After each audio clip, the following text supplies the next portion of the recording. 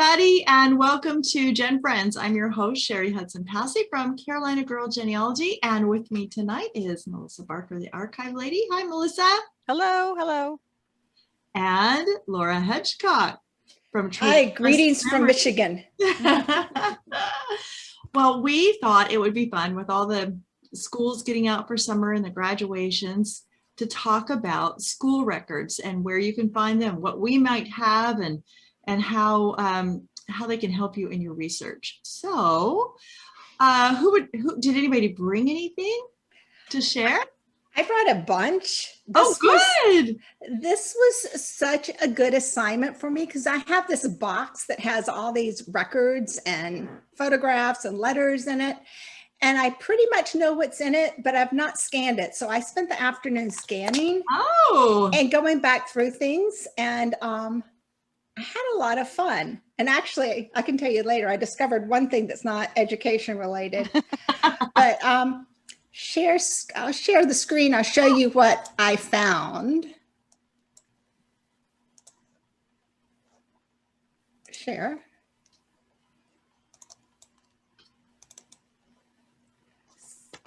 So the first thing I found was, or the first thing I have to show and tell, is my father's junior year report card. And the funny thing that I think is at the end of it, he figured out what his numerical grade point average was. That gives you a little bit of his character. I love that.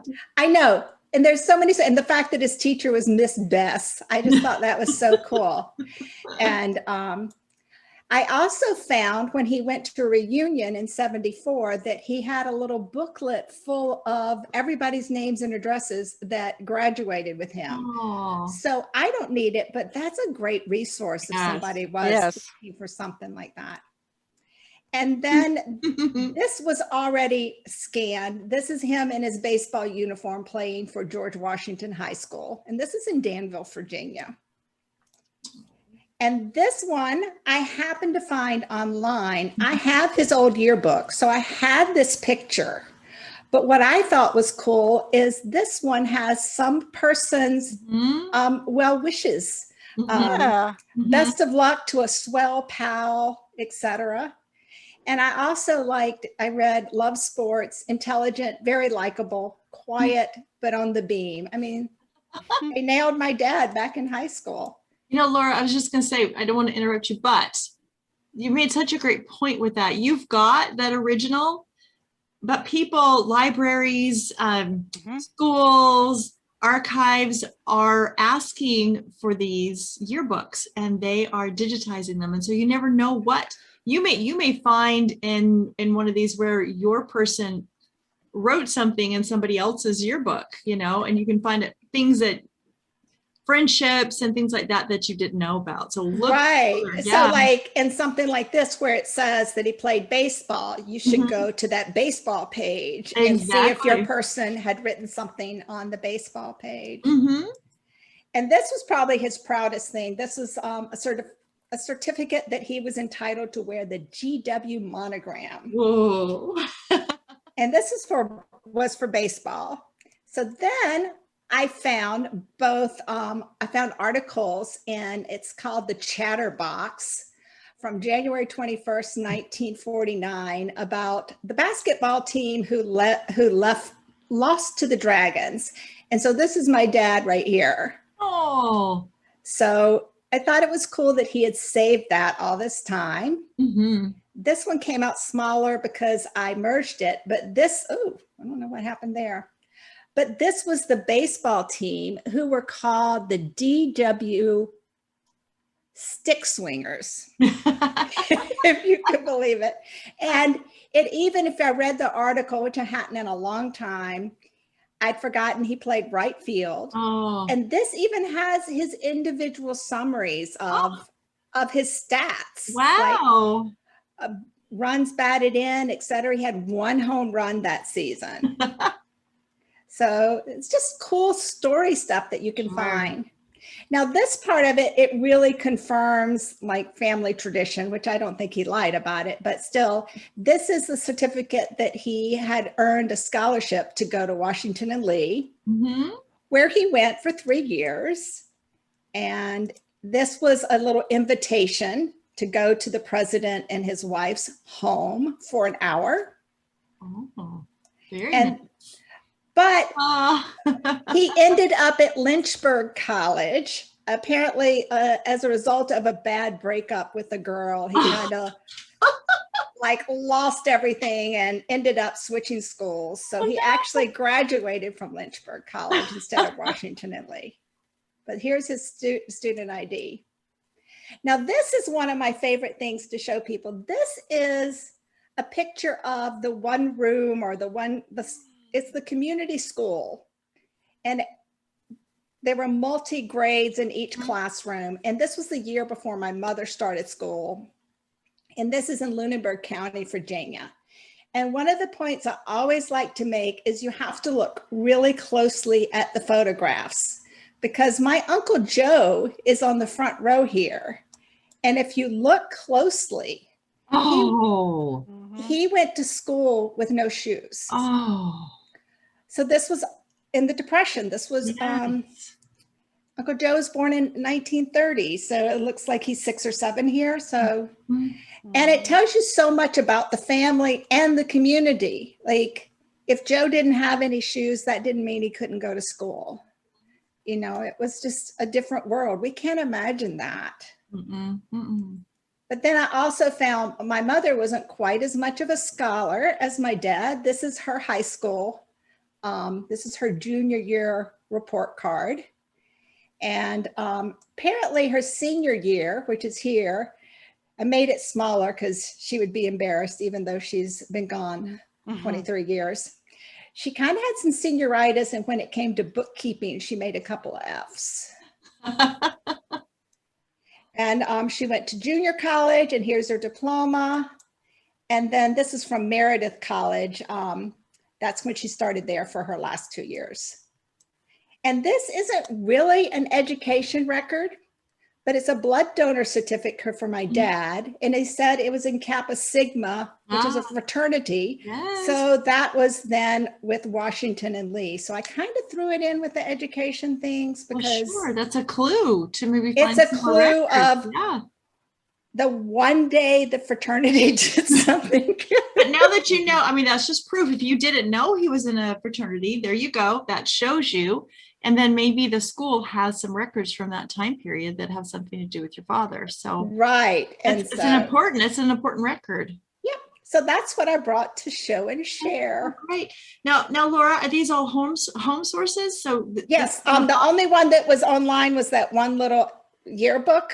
But I have the regular, his copy of the yearbook, but I thought it was cooler to have the signature. So these are all things that were at home.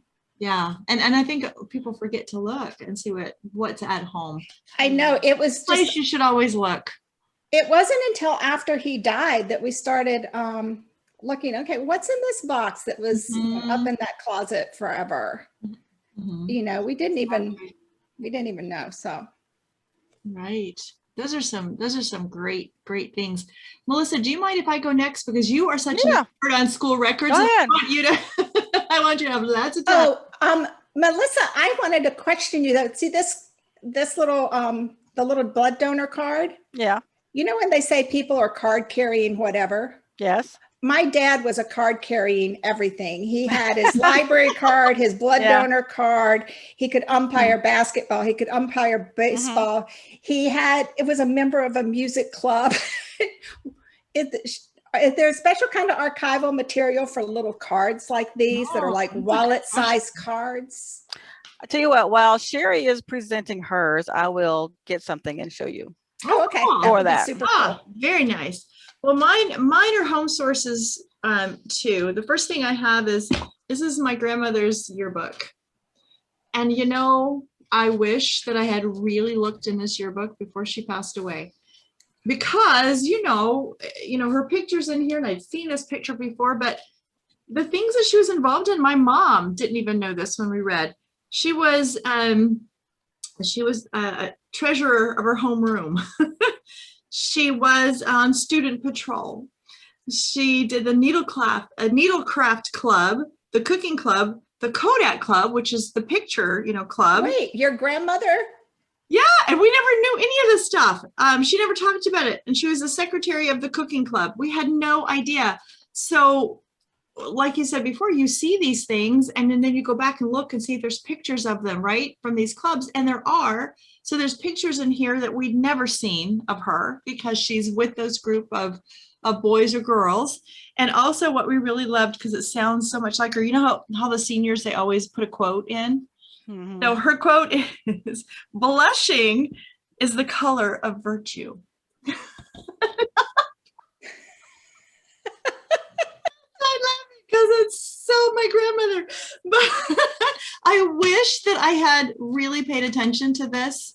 It was in her home for years. I wish I'd paid more attention to it when she was alive so I could ask her about those clubs. What did you do? What kind of things did you do? Where are the pictures that you took? What happened to all of those? So she was a fabulous cook. So I could see her being part of the cooking club. But along that line, that's my maternal grandmother's book. I've got a bunch of yearbooks, but I didn't have my paternal grandmother's book. There is a project going on. They both went to high school in Sumter, South Carolina, but they were in different grades because one was born in May and the other was born in December. And so they were in a year apart in school. So there's a project going on where they're trying to collect all the yearbooks from Sumter and get them online. So I've been checking, and finally the yearbook for my paternal grandmother came up. There is a picture of her as a child in this yearbook that we had never seen before. Same thing, all these clubs that she was in. And she was kind of a quiet person when I knew her. I mean, you'd sit down and talk to her and she'd be okay, but in a group of people. So I couldn't even imagine that she was in all these clubs and organizations. It's like my grandmother was doing all these things. Pictures of her with friends. So look beyond your ancestry and places like that have yearbooks. Go to the counties and see if they're starting something. I just did a Google search and just happened to come up upon it. And the really fun thing too about my paternal grandmother's yearbook is that she was in the same grade as my grandmother's older sister, one of her older sisters. So there's a bunch of photos of not only my grandmother, but my other grandmother's sister.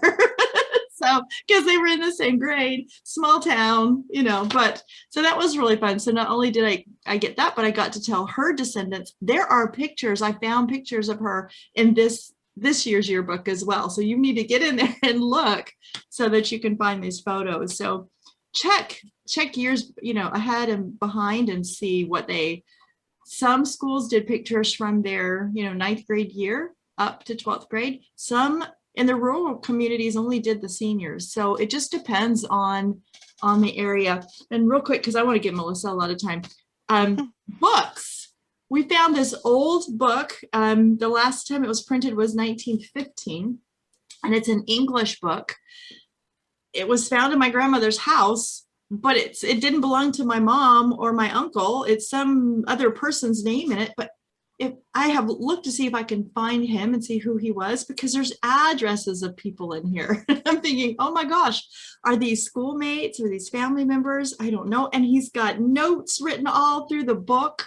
So it's just his English textbook and pictures that he's drawn. And I thought if I could find him, then I could send him this book. Because how cool. So you have the owner's name? Well, you know how they pass books down in school, so there's several different owners in here, and none of them are anybody that belongs to me. And the last one in here, so I don't know if it was, I don't know how it ended up in a bunch of stuff in my grandmother's house. I have no idea how it ended up in there. So I'd like to be able to find the person that it belonged to and find their descendants and send it to them, because like I said, it would be fun for them to have a book that their ancestor study. I have my dad's old geography book. I've got an algebra book. I figured geography is totally different now. Yeah, I've got a math book, an algebra book that belonged to my uncle, my dad's brother, And I'm looking at that going, yeah, that's the way they used to teach math. I like that.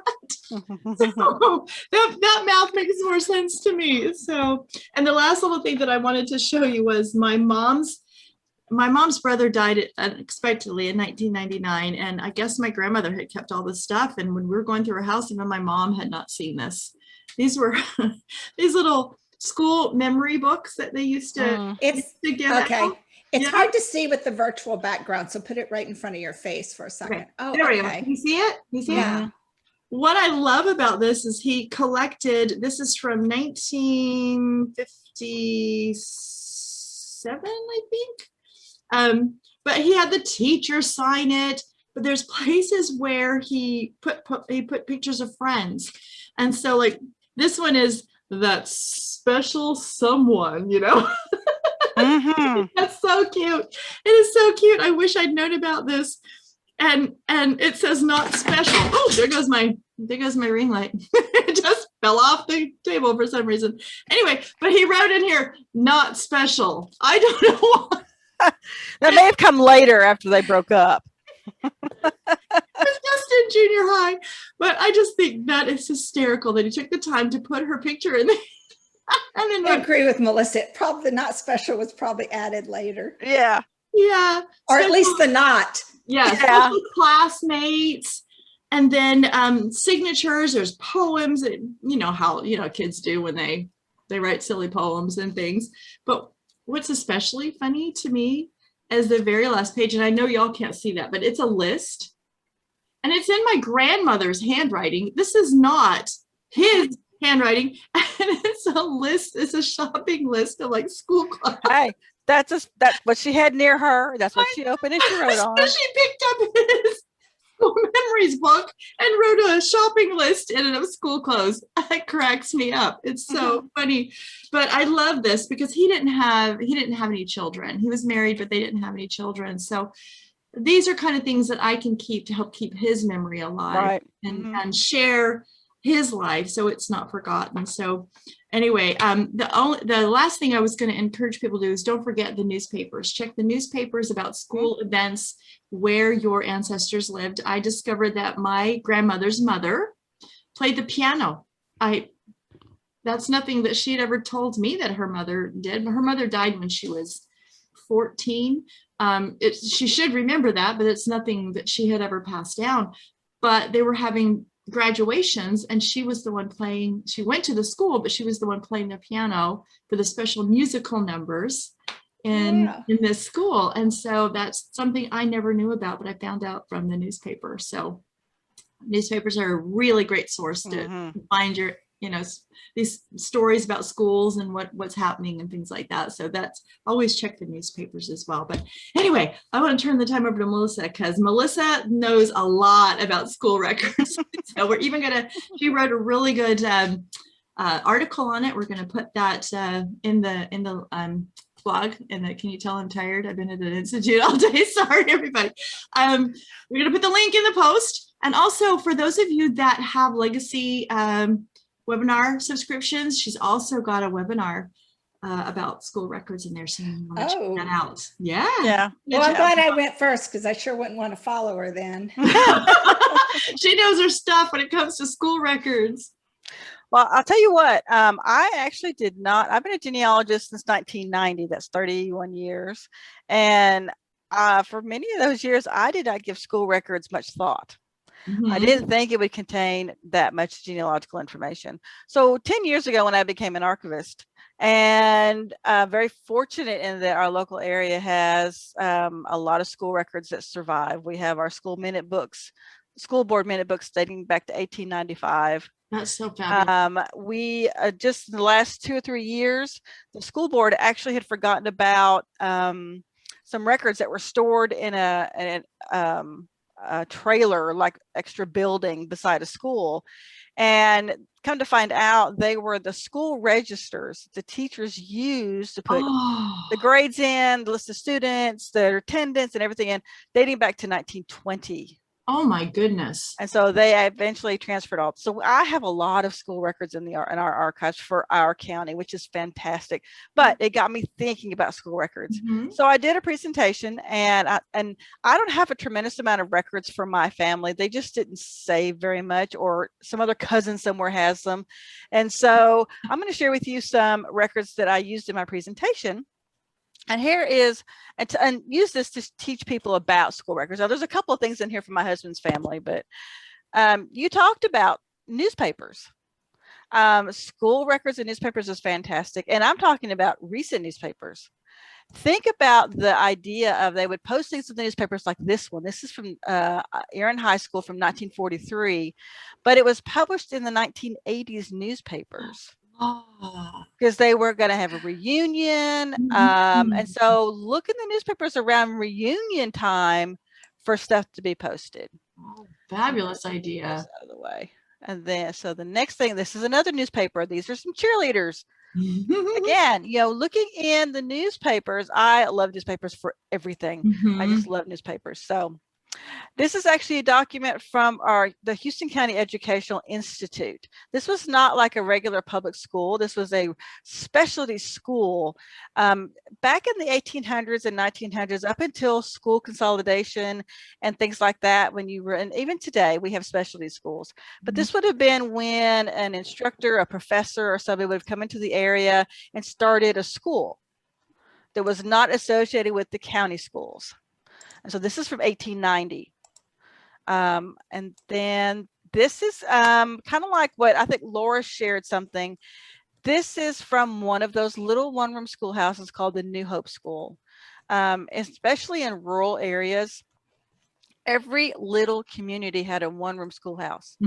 So in my little county of Houston County, Tennessee, where we have pretty much stayed steady, we only have a little over 8,000 people in our whole county. Over a period of time, and not all at one time, we've had over 60 schools in our county because of every little community having a school. Well, this was something that they published that listed the pupils from 1917 for this little bitty school. And so this is something that you could find. This is an advertisement. R.C. Mobley was a grocery store. And so if you have people who own grocery stores or own businesses, a lot of times they'll advertise. If you look at the back of the yearbooks, they sold advertising to pay for the yearbooks. Oh, yes. Now I'm not seeing when you click on it. Is everybody else seeing it? No, I'm only seeing the thumbnails. The thumbnails. That's why I'm over here clicking around. Okay, hang on a minute. Let me share again. Yeah, I could hear that you were clicking. Hi, Mary. Mary popped in. Glad you're here. Is that any better? Yeah, that's much better. Okay, sorry. I didn't want to. I thought it was just me. Well, and I came in late, and I thought, okay, I must be missing something, but I'm not going to interrupt. So does that take you back to a thumbnail, or do you get the full version? Fabulous. We got it. Okay. So anyway, so this is, so I encourage people to look at the back of those yearbooks, because the yearbooks usually sold advertising to help pay for the yearbook printing. And so here's a class photo. Oh, how cute. Yes. I don't know how they took these photos. I know you've seen them where they look like they're in the ceiling, the person taking the photograph, and they take it from above. Probably the school janitor on a ladder. I don't know. But school photos, look for those school photos in archives and other places. Another newspaper item, this is the class of 35. This was published in 1983. Ah. Oh, so were they having a reunion? Either that, or they were sharing this, or they were saying this day in history, or if they don't have them all named, they'll say, can you name anyone else? A lot of times what will happen is people will drop by the newspaper office and they'll say, I found this picture. Would you please publish it, or would you want to publish it? Just for like a today in the history kind of thing. Oh. This is an enrollment document. We had a couple of sisters that were twins, Lola and Laura Knight. They taught in our schools for decades. And as you can see on this belonged to her. It says taught by Lola Knight. And then it gives her parents, the teacher's parents. What? Which is cool. Mr. and Mrs. Ben Knight. That's amazing. Yeah. So it says she was a one teacher school. This is the campground school from 1919 to 1920. And so you have the boys there on the left and the girls on the right, and their ages. So that's pretty cool. That is cool. And you know what? That could be for a lot of people. Maybe that was the only place that even named her parents. Yes. Yeah. And so this one I love because it's, again, this is the Cave Orchard School, a different school that she taught at for 1922, 1923. Again, Miss Lola Knight, this is a one-room schoolhouse, but I want you to notice that it lists the children by grade. First grade, second grade, third grade, fourth grade. Look at the ages of who's in the first grade. 14-year-olds. Oh, wow. 14-year-olds. Yeah. And Willie 10-year-olds Ewing. in the first grade. Now, at first it really confused me. I thought, why is there 14-year-olds in the first grade? And so I kind of reached it out to some teachers and I said, why would you think this would be? Because I'm thinking they don't do that today. They would test you to see where your level was. And then they would place you in that grade level regardless Oh, wow. of how you felt about it. You know, and Melissa, a lot of kids, I don't know what year this was. 1922, 1923. Yeah, at that time, kids didn't necessarily go through 8 years of school sequentially. No. They might go 2 or 3 years, then work, and then whatever.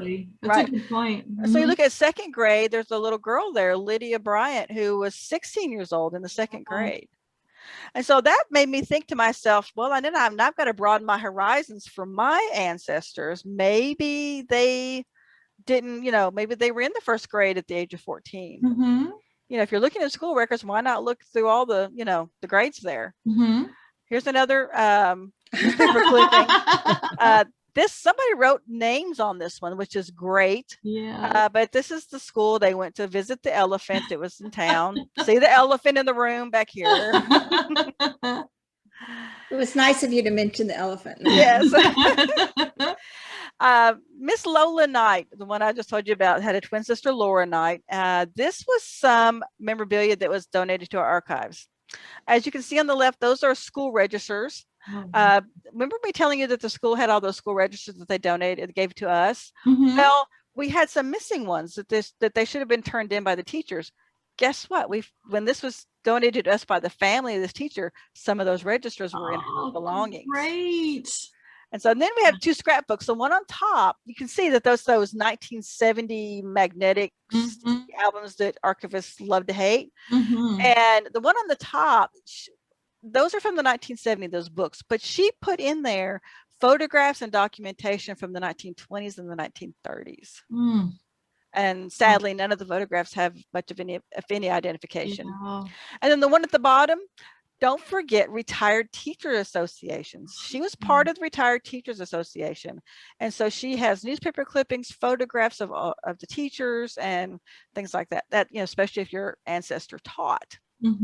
We talked about yearbooks. Those are fantastic. And, you were mentioning looking for those ones that had writing in them. Yes. I just got a donation of 4 yearbooks, and a couple of them we already had in the archives, but the 2 that were donated had tons of writing in it. So we put it with the one that we had that didn't have any. Okay. And so people can find that too. Yeah. Let me real quick. Go ahead.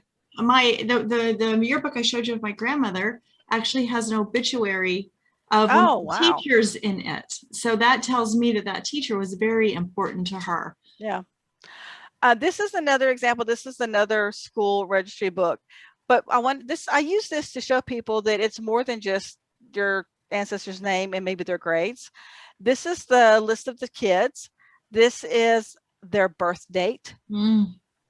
Now in Tennessee, we don't have birth records before 1908. And then their age. And then it comes over and tells us where they lived. Then it gives their parent, their father, and the father's occupation. This is like a census, in between censuses. It is. It's like a school census. But that's why I try to tell people, that school records has so much more in it. This is some memorabilia that we have in the archives. I've got one of those old desks on display in our archives, the kind where you sat at it and then part of the desk goes behind you with an inkwell and everything. Wow. Yeah, and so we have this displayed on that. This is a lunch pail. If you remember Little House on the Prairie, and they can carry their lunch pail. So all this kind of neat stuff. Another school picture. None of these people in this picture are identified except for this little guy here. That's Ernest French. So Melissa, I have a picture and it's of my great aunt, and it was, I think it was a one-room school, and it's just a newspaper article that I have. Yeah. So do you think the local archive might have the original picture that went into the newspaper? They very well could, because one of two ways. Maybe the school had it and donated it, maybe someone locally donated, or maybe the local newspaper donated all their old photographs that they had in their possession, because that's what happened with us. Because since the newspapers have gone digital, they had drawers and drawers and drawers of full photographs, and they just donated them all to the archives, and that's how we got a lot of ours. Wow. Oh, okay. This is a license for Gertha Brooks. She was a school teacher in our area. I love this because it says that Gertha Brooks is a person of good moral character who does not use intoxicants, opiates, or cigarettes, and having passed the examination. So this She is sounds perfect. 1919, and then I'm going to go back over here because on the back it's very small. It has her grades on the back. That it's going to get fuzzy. So anyway, it has their grades on the back. Oh, wow. Trying to get to a particular, okay, this is what I wanted to get to. There's two of them. One thing I teach people about school records is that even if your ancestors didn't go to school, you should still be doing research in school records, because your unschooled ancestors can be found in school records. This is a perfect example. This says, please pay Conley Stringfield for 4 days at $3 per day, $12 for building cabinets at the Stewart School, work on the home economics room.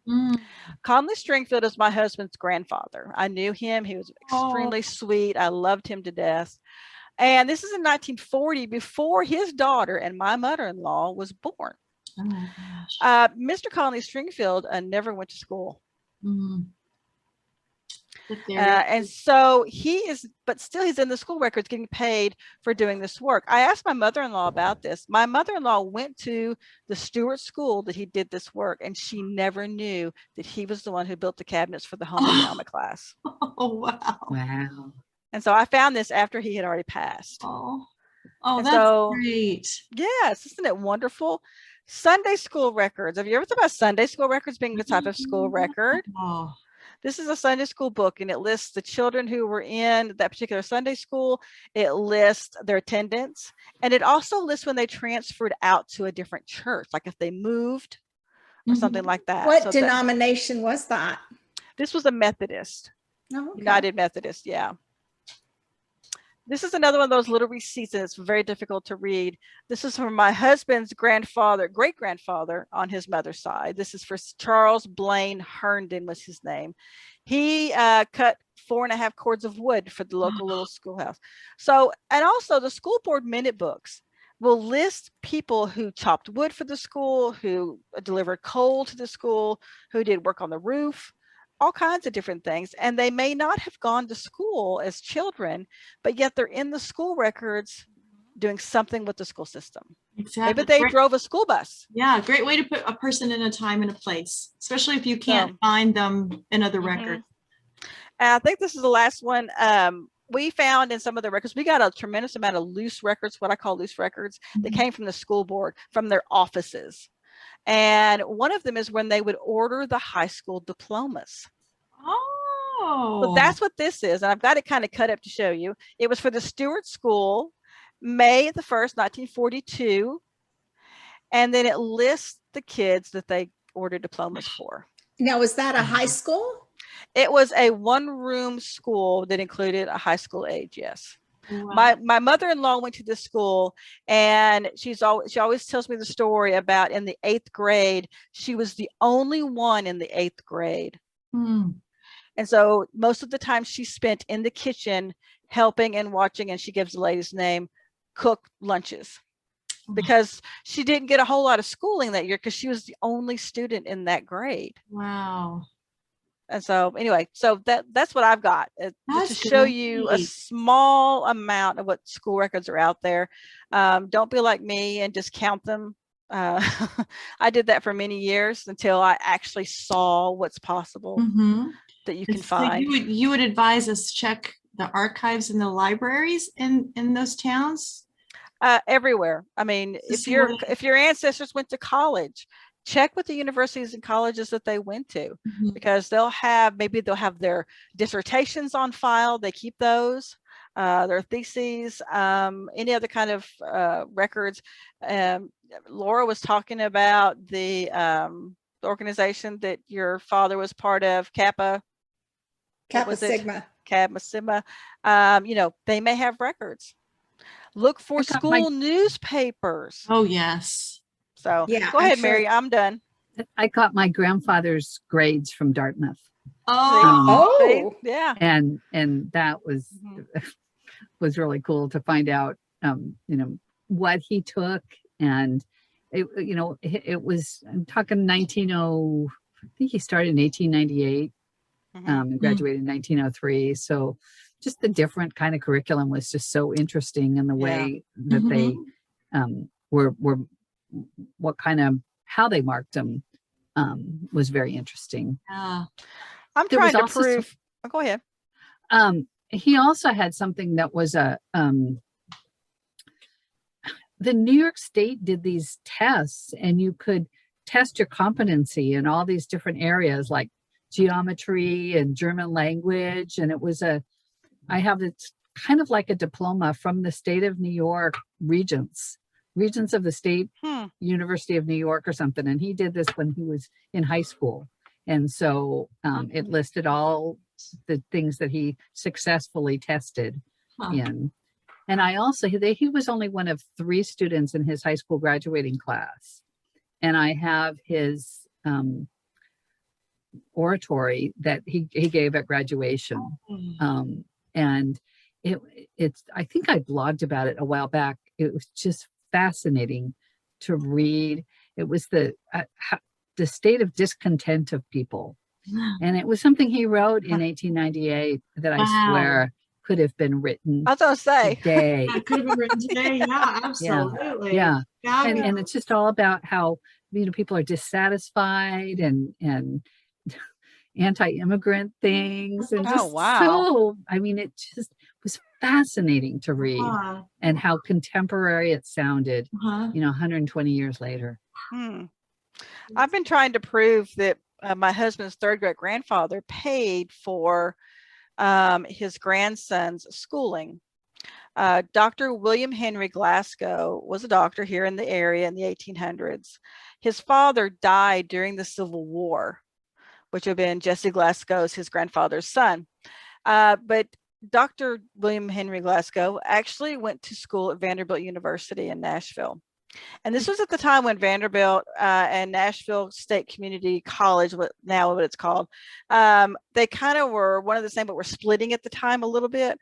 And so I contacted Vanderbilt and I said, hey, do you have any records from back then? And they didn't have any records other than some alumni catalogs that listed him in there as being an alumni of the school.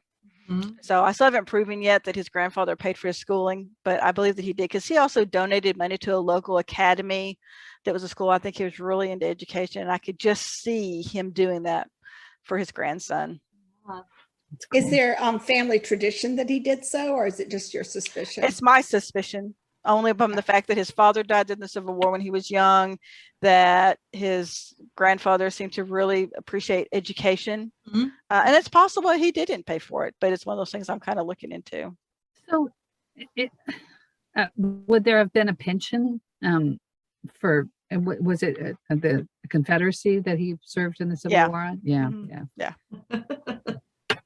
Not so much money coming from that end. It's funny because he was with the Confederacy, but his father, the grandfather, was with the Union. Isn't that interesting? Yeah. Wow. So I guess what we've learned from tonight is that we can find school records anywhere, at home, on the internet, in archives, and I guess, you know, making a phone call to the school district. Where did you keep where have you put your old records somewhere? Where are they? Hopefully somebody will know. Yeah, don't take no for an answer. I'm kind of relentless that way, because a lot of times you're talking to, and bless their hearts, but a lot of times you're talking to the clerks and the people who are working there today, and they're doing the business of today, and they don't necessarily know where those records are, and they may just say, oh, they probably were thrown away, or they probably don't exist. And so don't take that for an answer. Keep digging. Oh, interesting. Yeah, these have been some great records. I've loved this. Mary, did you bring anything to share, or you told us about the records that you have? Yeah, I should have brought some, but Oh, no. it's fine. No. I just wanted to make sure. Yeah. We're glad that you popped in. We're glad that you're here. So, But I yeah, think, go ahead, Laura. I think the other point I always have to bang on this point is there's a lot of stories in those records, just like Mary was saying. I mean, I knew my mom had made a C in the home ec because my dad used to tease her about it. Like every time she'd say, "It's not burned, it's just a little brown," as she took the steak knife and scraped the toast. But yeah, there's a lot of little stories in there. And, absolutely. Yeah, learning that my great-grandmother played the piano because she played it at 2 graduations that were listed in the paper, reported on. Never knew that. Probably meant she was pretty good and not just that she played a little. Right, well, exactly. I had my dad, after he died, I mean, I had some papers that my dad kept a lot of stuff, even his records.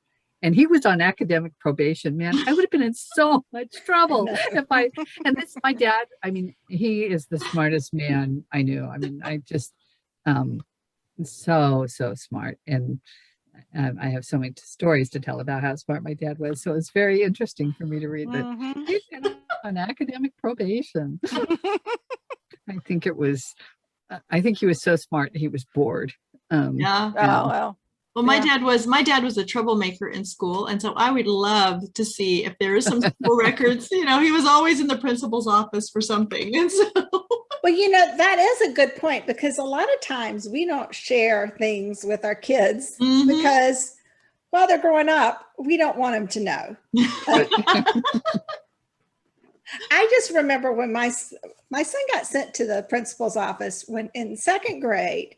He and another little boy were helping a third little boy get something out of the trash can, and they lifted him by his legs.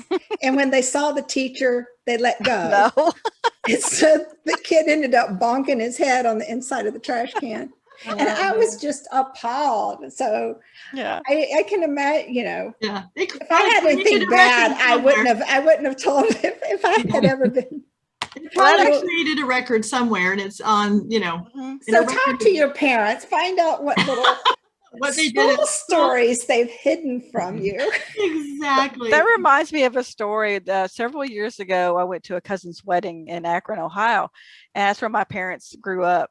And so one of the days we were there, we got in the car with my dad, and he drove us around to show us all the different places. His grandmother's house was, where his house was, how far he had to walk to go see my mom, and all kinds of stuff. Well, we drove by the Springfield High School or the Springfield Elementary School. I can't remember which. And my dad was telling me the story.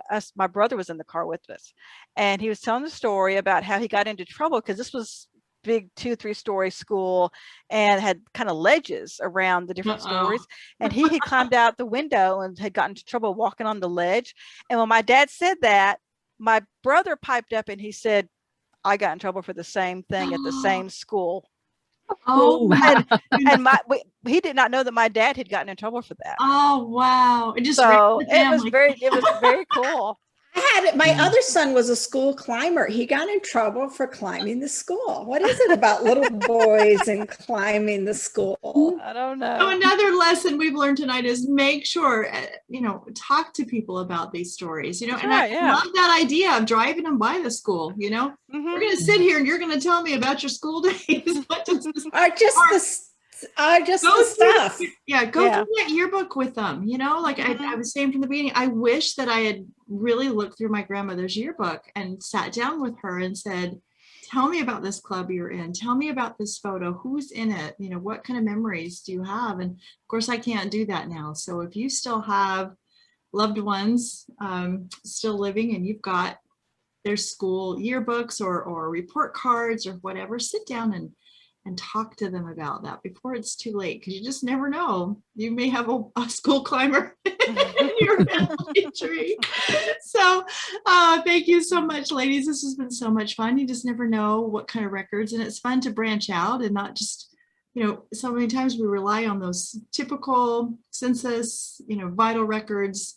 We need to branch out and see what else we could find. And so this time of year, when people are graduating and school is ending and summer is upon us, we just thought it'd be a great time to remind people to check into those school records. So we'd love to hear from you. What school records do you have? What have you been able to learn about your family from school records? Put it in the chat, either on the YouTube video or on the blog post. We would love to hear what you have to say. And with that, we'll say goodnight and we'll see you next time on GenFriends. Bye, everybody. Bye. Bye.